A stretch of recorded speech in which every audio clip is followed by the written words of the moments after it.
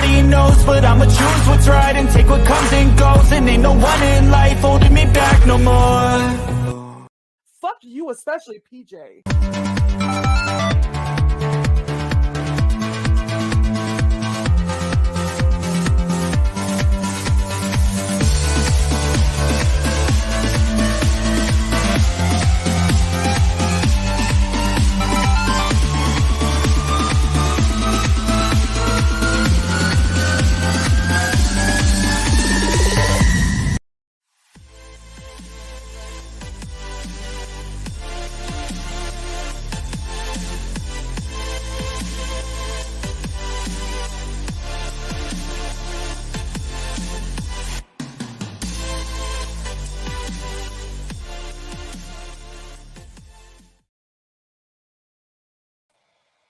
What is up? What's up? Hi, everybody. How's everybody doing today? Woo! I love these little car live streams I do sometimes because it's like, man, do I have something to say today? How's everybody doing today?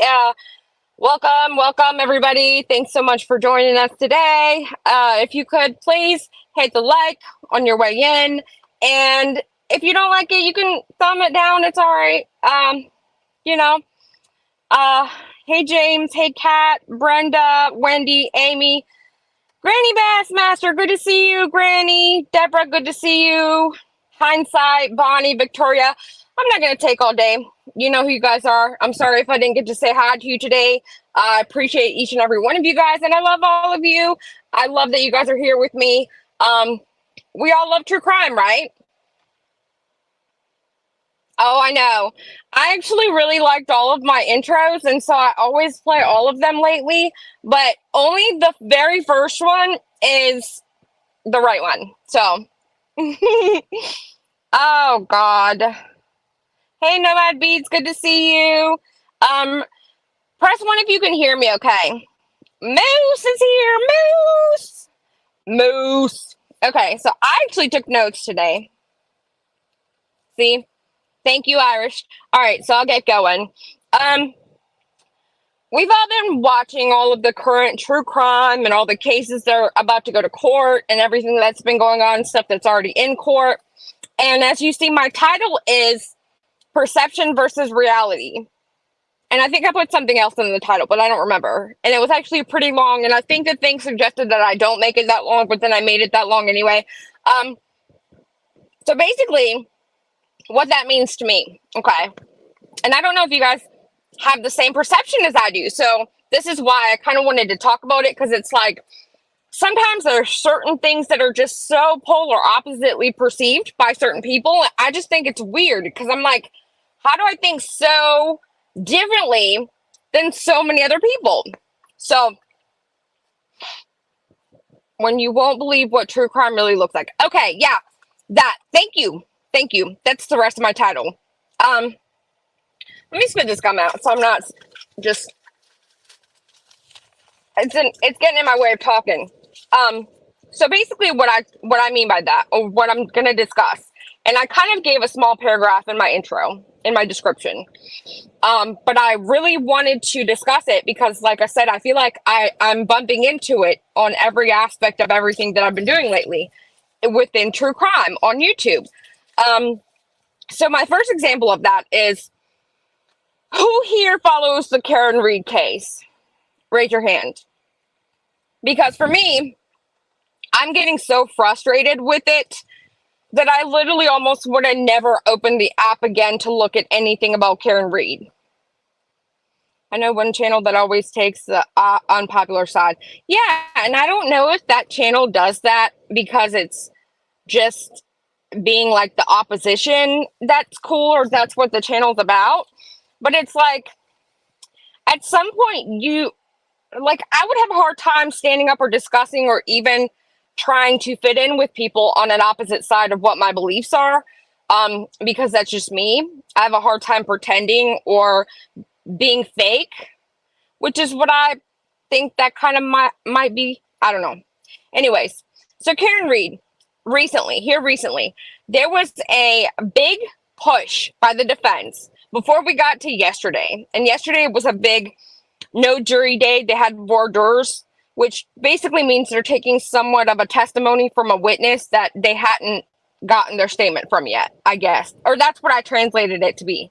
So basically, before yesterday, they had a bunch of different important days in court, in my opinion, my perception. And it was discovered that the defense's theory up until that date of Jennifer McCabe Googling has long to die in cold at 2:27 a.m. was in fact a lie. Okay. The Celebrite expert, aka the man that practically invented the software and that works for the company, clearly explained what the prosecutor side had been trying to explain the entire time, is that the tab was opened that night at 2:27 a.m., but that particular search was not actually done until 6 a.m. the following side. I read the word. You have not heard both sides. Okay. You're right. You're very right. Yeah, the missing girl was found in Tennessee yesterday at some point. We heard that. Thank you for updating us on that. And you're right. I haven't heard both sides. But so far I've gotten a lot of different it's like, Okie Crime News, thank you so much for being here. 3 months. Whoop whoop. And look at that. Occam's Razor is actually commenting on my pictures of my different hair colors. Get in the chat, girl. Where you at? Proving their theory is wrong. Exactly.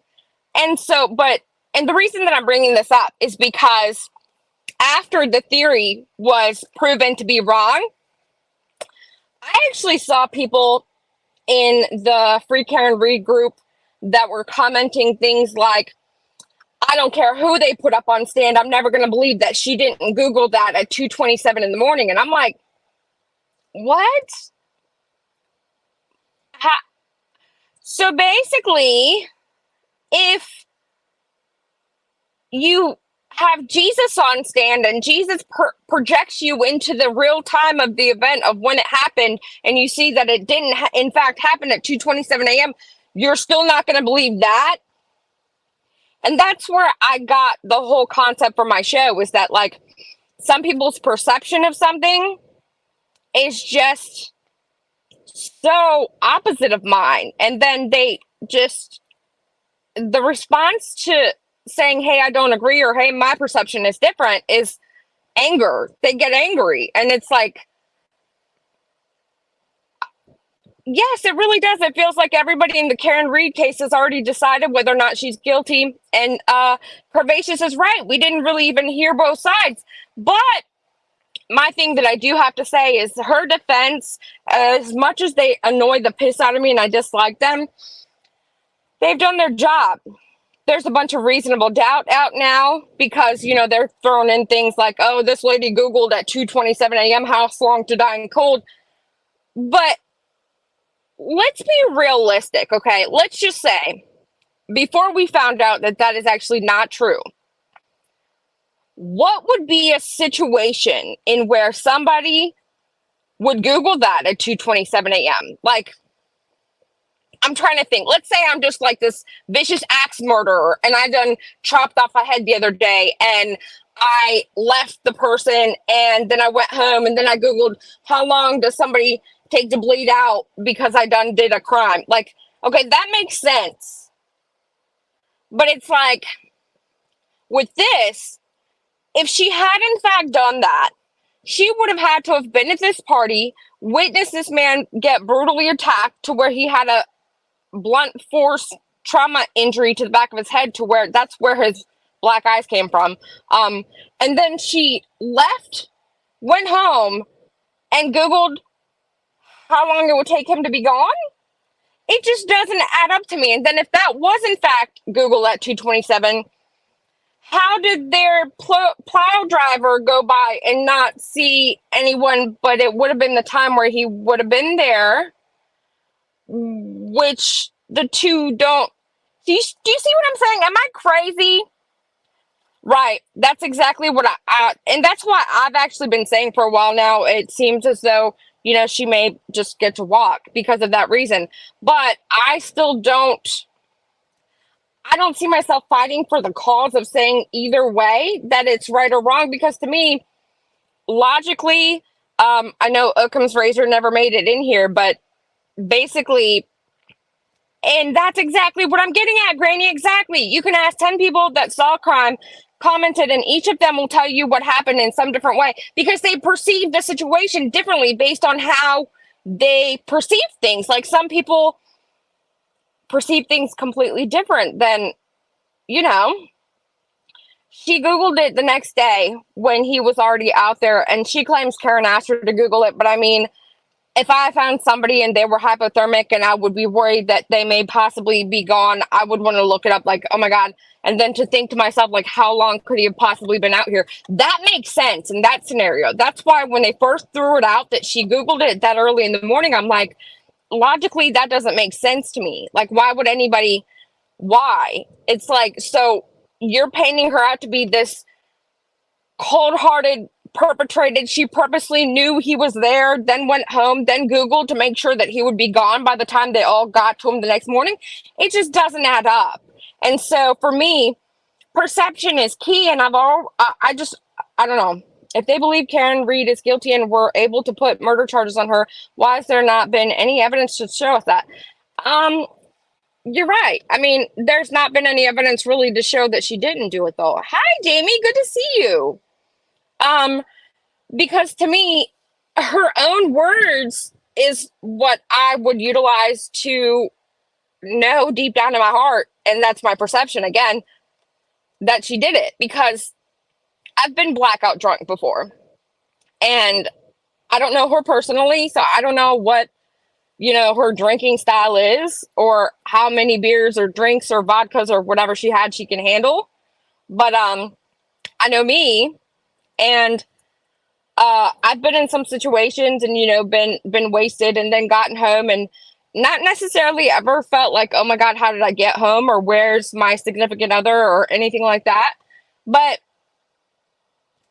I would never say, what if I clipped him, or what if I hit him, or what if I, and I know people say, you wouldn't know unless you're in that situation, and everybody acts differently to different things. And yes and no. Yeah, I mean, you're right. You're right. Ultimately, you're right. And that's why, like I was saying, if she did get convicted or if she didn't get convicted, I wouldn't really, it wouldn't bother me, because, like, I don't really have a bone to pick. Thank you, Tina. I love him. He's my favorite person. I know I get all mushy when I talk about him. That's cheesy. I know we won't go there, but that was my point too. We'll go to that, because the Karen Reed thing, I get aggravated now with the case in general, because you're right, Curvaceous. I think they didn't really prove the case of that she did it. Oh no, we're not leaving. Wendy, nobody's asking anyone to leave. We're just having a debate, a conversation. I actually really like these types of conversations, because even though we all have a different perception, we can all agree or listen or agree, hey, that's your mindset, or that's your input, or that's your perception, and I have a different one, and that's okay. Like, we're not supposed to be identical. We're not supposed to be thinking the same. It's weird. You know what I'm saying? I have been blacked out drunk at 90 pounds and didn't hit somebody when I leave. Was it snowing though? But my point two, I'm going to move on to point two, because Karen Reed, like I said, it's starting to get to a point where it's frustrating me and I don't even like it. So, but my point two, and see, like I said, I took notes so that I can stay on task. Yeah, the texts were pretty damning, saying they weren't getting along, but I mean, that doesn't mean she killed him. It's like, same thing with the text from the officer that called her all those names. It doesn't mean she didn't do it. Like, a lot of the prosecution's time has been spent basically defending their witnesses. Like, why did we have to go through all that to defend Jennifer McCabe's search on how to die? And it's frustrating at this point. Like I said, I can't. All right, so point 2 about perception. This whole stream is about the difference between perception and reality, okay? So, and it's in relating to true crime, YouTube communities, true crime, drama, whatever. We've been doing mainly true crime lately, but when it comes to the whole true crime YouTube world, there is this story. So you're getting a different perception based on what you perceive from the story. Then there is the content creators. Okay. So it's like, in my example that I'm going to refer to, of course, Dolly Vision, everybody knows we're dating. I tell everybody because I'm like, oh my God, I love him. He's just that's me. Miss Penny says peanut butter and jelly. I don't really like peanut butter that much. It's okay. I'll eat it every now and then. So I don't really refer to peanut butter and jelly, but I love him. So my second example on perception and within the sphere of true crime on YouTube, there's a lot of different people that have a different perception on different true crime creators, right? So Dolly Vision, for example, the personalities on YouTube come up here. They tell you what they like or what they don't like about a case. They tell you their input, and then they have different types of shows. Like Plunder has a show where she gets all the paperwork and gets the body cam footage, and we watch her for that. Then there's Annie Elise. She puts in the details from A to B to Z to, the end. And then she does a pre-recorded video, no live streams, nothing that's like personalized to where you can actually speak to her while she's streaming. And, that's that. And then there's Dolly Vision that mainly, works with the community and has people call in, give their input. And then mainly he covers cases that are what his members and his subs and his fans like. And so a lot of times he will have people that will give their input or opinion or perception on him and state things like, oh, he only covers the cases that are, popular or make him money. And it's like, well, his show is based upon his subscribers and his followers and his fans and what they want. So, of course, he's going to cover what the people that watch him and that like him cover what he's covering like to watch, right? So it would be weird if all of a sudden you guys are all following him, wanting to get updates on Sebastian from him in his perspective. And then all of a sudden tomorrow he comes out and starts discussing JonBenet Ramsey. Like, of course, we're all going to watch it because we all, for the most part, me more than y'all, love Dolly Vision. But it's not what everybody's there for, if you know what I mean. So it's like, that's my perception. And my perception on like the whole covering kids that are missing and adults that are missing and crimes that are occurring and making money from it. My perception is, well, the more that we get the word out that Sebastian Rogers is missing in Hendersonville, I'm sorry, the more news media and coverage and networking there will be for this poor boy that's missing still. But some other people's perception is, oh my God, he just won't stop talking about this one case and he's making money. So and I'm like, okay, well, that's your perception. This is my perception. Well, instead of being able to live on opposite sides of the pond, since we don't agree, we're instead forced to just bicker with each other. And it's like, why can't we just have different perception and different opinions? And I'm saying perception. I don't even know if that's really the word, but I mean, input, opinion. I think that once we became this woke society, I hate using woke. I don't even know what to call it, but terms like my truth came to be. And it's like, there's not really a my truth or your truth. It's basically how the things get twisted into something that it's not. When the truth becomes my truth, then it becomes my interpretation or my perception of what I claim to be reality.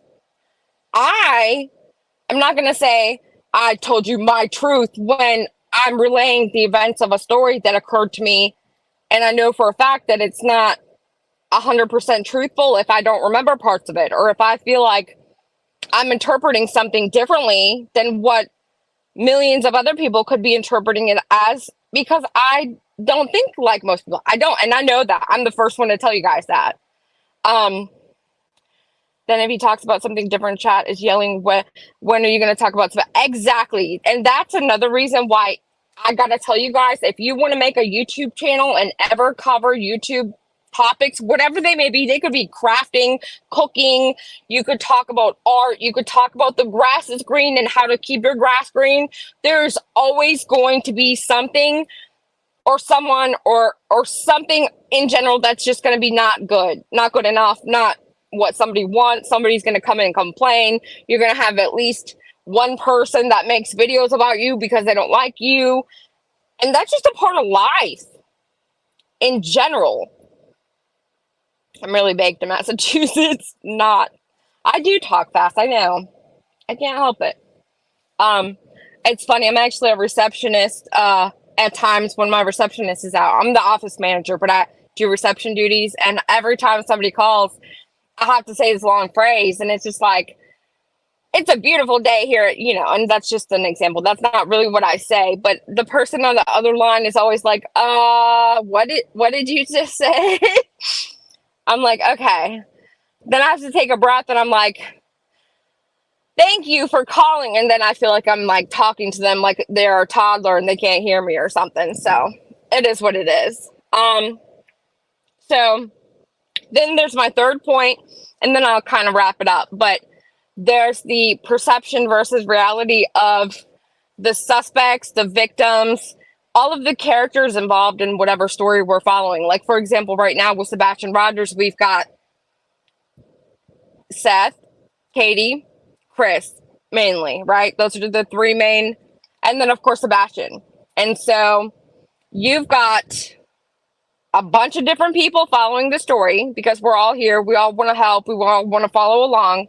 And there's a side that believes that all of this is for Sebastian and about Sebastian. We should discuss anything else.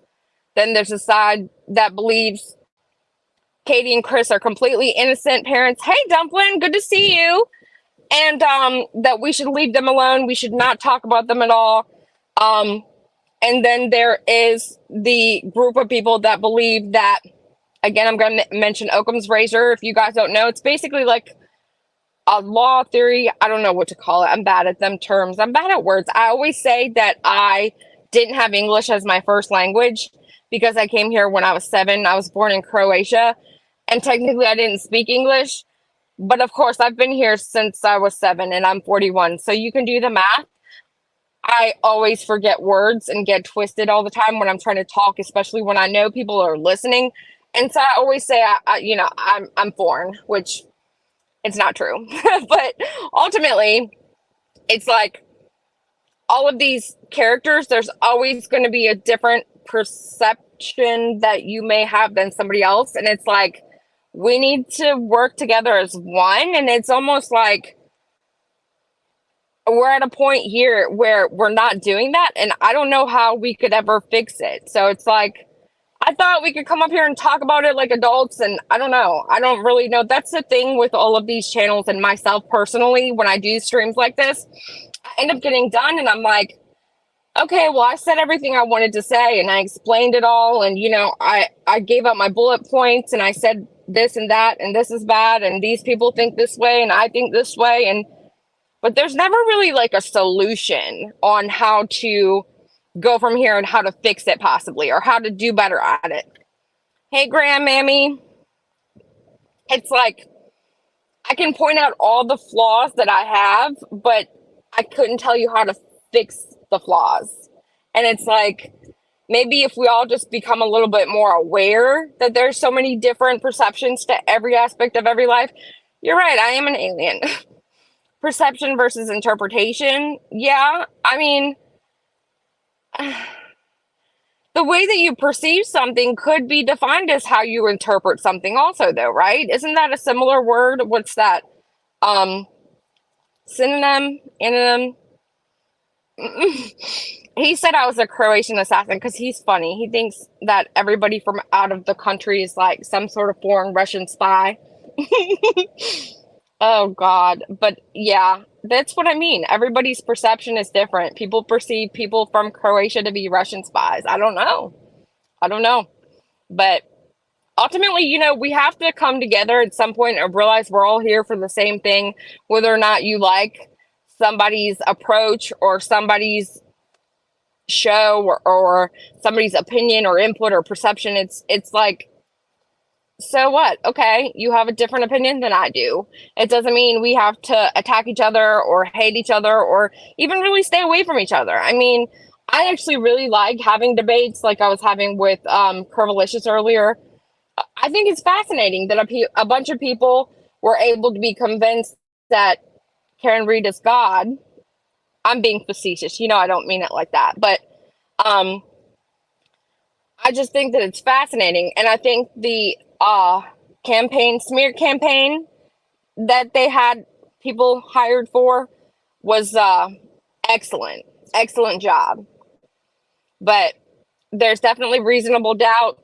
And in my opinion, Karen Reed did not get proven as being the guilty one, even though we watched her shoot back 9 drinks and it was like 90 minutes.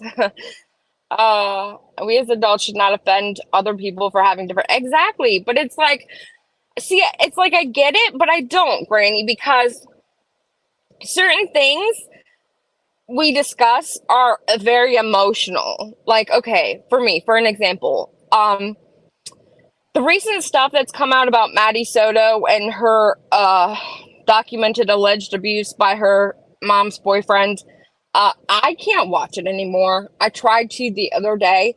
I have a child that's 12. It's too relatable for me. And I started feeling sick. Like I just started feeling sick. So I can't watch it anymore. And now I don't know why I was telling you that story.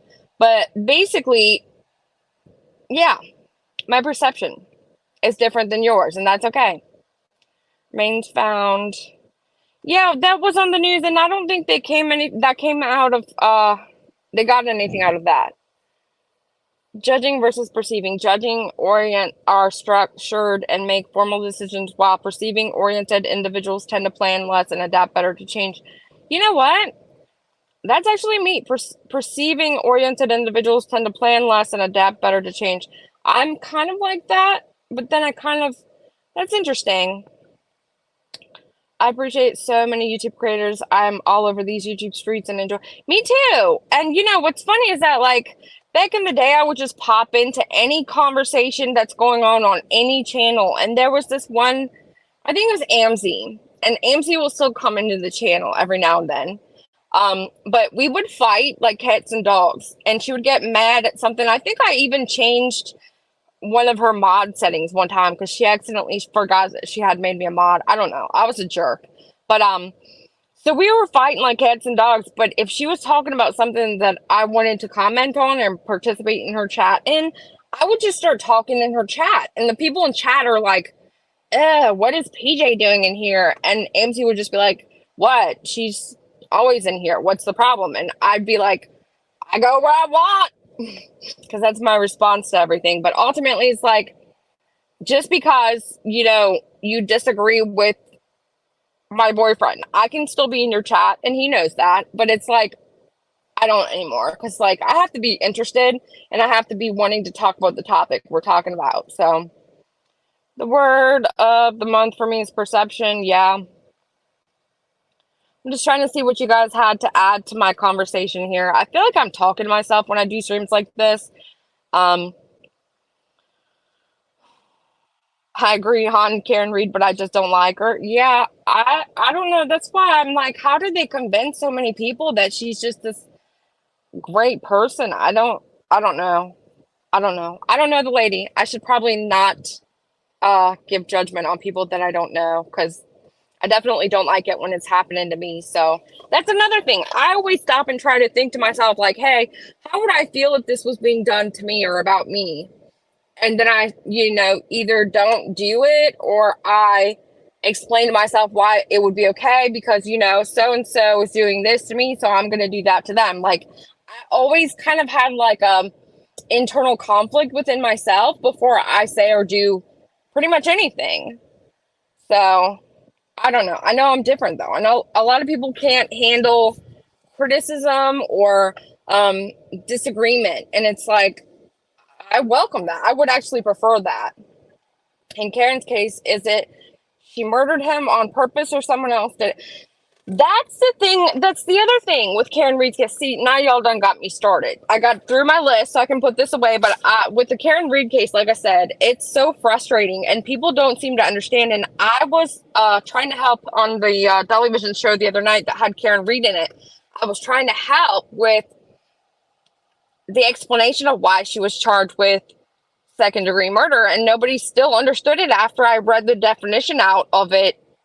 And then I even did a super chat, and like I literally verbatim explained second-degree murder in not just Massachusetts, because I found that same statute in my state in Virginia. It's basically, and I'm going to explain it a different way than her situation. Like, let's say you and Billy Joe go to rob a bank.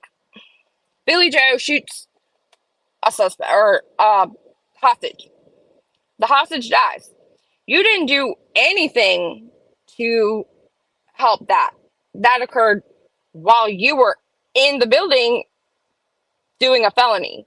And so most likely that person would also be charged with murder too, because it is occurring while you are committing a felony. And that's exactly it. And so you don't have to have intent to charge her as murder too, because she left the scene of an accident, was drinking and driving, and therefore she doesn't need to show intent. They don't need to show her intent. But what I believe happened, and this is my perception, input, opinion, Occam's razor, I was talking to you earlier saying you had just seen an update or a notification for your comment on my picture, and I'm like, where are you at, girl? It took you a minute. But no, what I believe happened, and see, I don't know why, but I have some kind of fifth sense, some kind of weird intuition.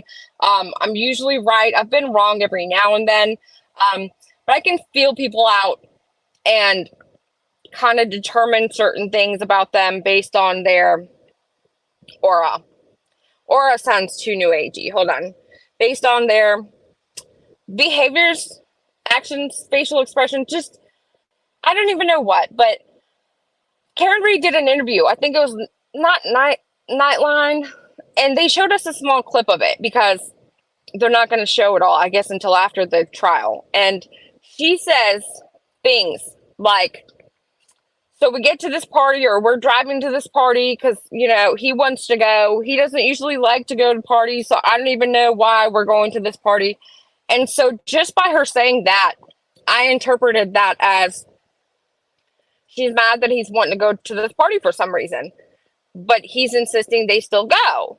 And so then we get some of the trial out and all the testimonies and whatnot, and we hear Jen say, they were trying to get directions to the house and he couldn't figure it out, or she couldn't figure it out. So they called back, and she thought that he would know where Bella's mom lives because he dated her, and he claims that was somebody he was actually in love with.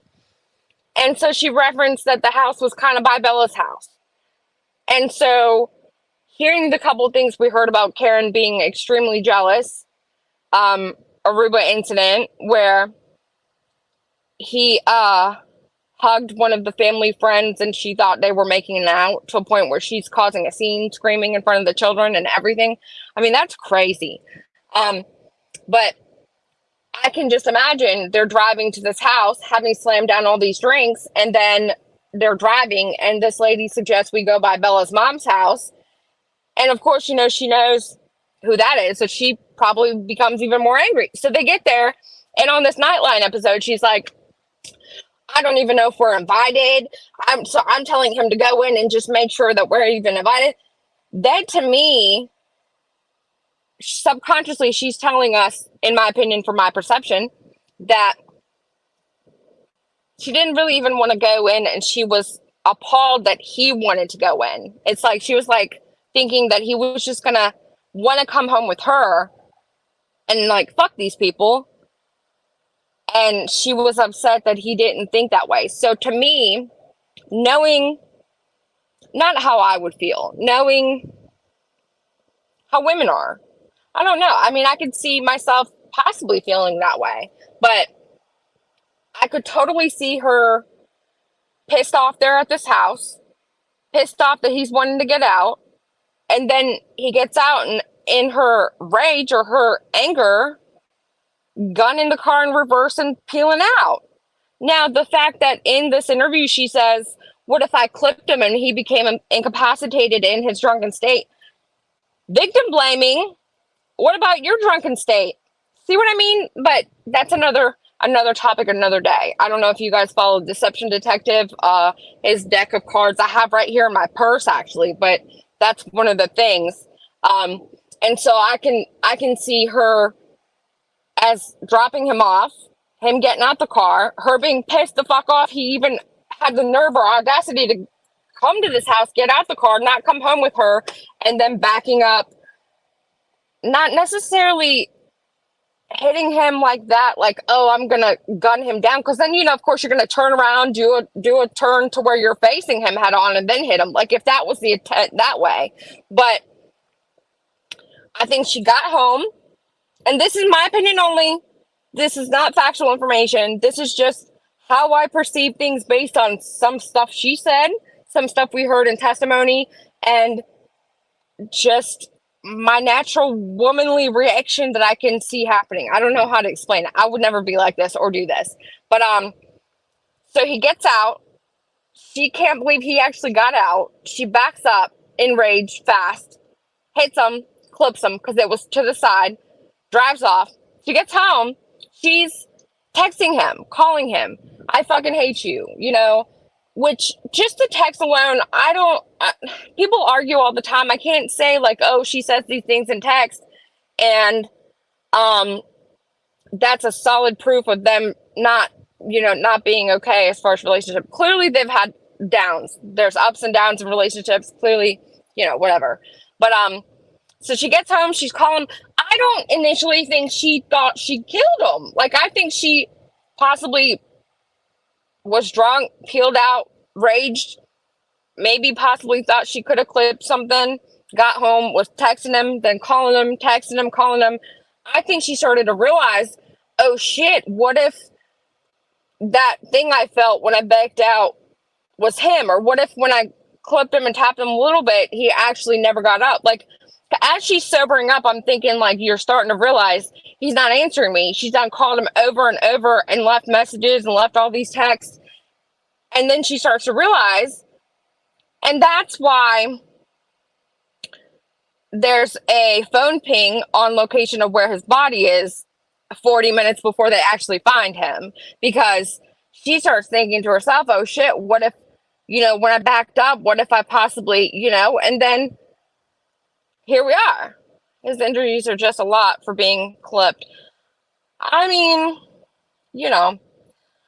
she projects everything she does onto others. Maybe I'm biased because I have never been a jealous or envious person. I'm happy for others' success and I'm proud of my hubby treats everyone. Yeah, see, I have my moments where I can be a little bit jealous, but not like that. And I mean, she's the type to where, like, you can't tell her a story about something you did like 20 years ago with an ex-girlfriend you had at one point in time. Like, I'm not like that at all. I think that's like way over the top. But I mean, I think that if you're like that, usually you're typically the one that's cheating, because when you're that touchy over that, it's like you're usually you're doing it yourself. Yeah, we haven't been proven of his injuries or why. The thing about the arm injuries, that's not what really causes death. So, I mean, I'm not so worried about the arm injuries. But I do want to see a medical examiner come up on stand and explain to me exactly how he got the head trauma and recreate the scene a little bit more. And so far it doesn't look like they're going to do that. So But I gotta eat my food. I just saw I had 10 more minutes, so I gotta go. Thank you guys so much for being here. Hopefully we got something out of this conversation, even though I talked the whole time.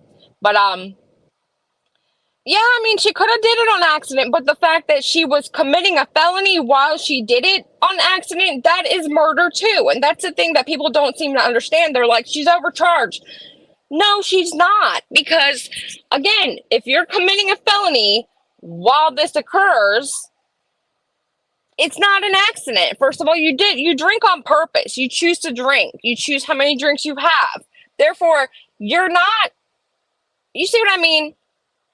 Ruby Joy, 5 months. Thank you so much. All right, I definitely gotta go because I'm gonna starve if I don't eat my food. PJ's gotta eat. I'm gonna put the outro on. And for the first time in a long time, I'm alright. I've seen a lot of change, been through a lot of pain. Some things are not the same as they were a year ago, but all will be okay. I move on each and every day. The past is where it stays, way back a year ago. Bicycle.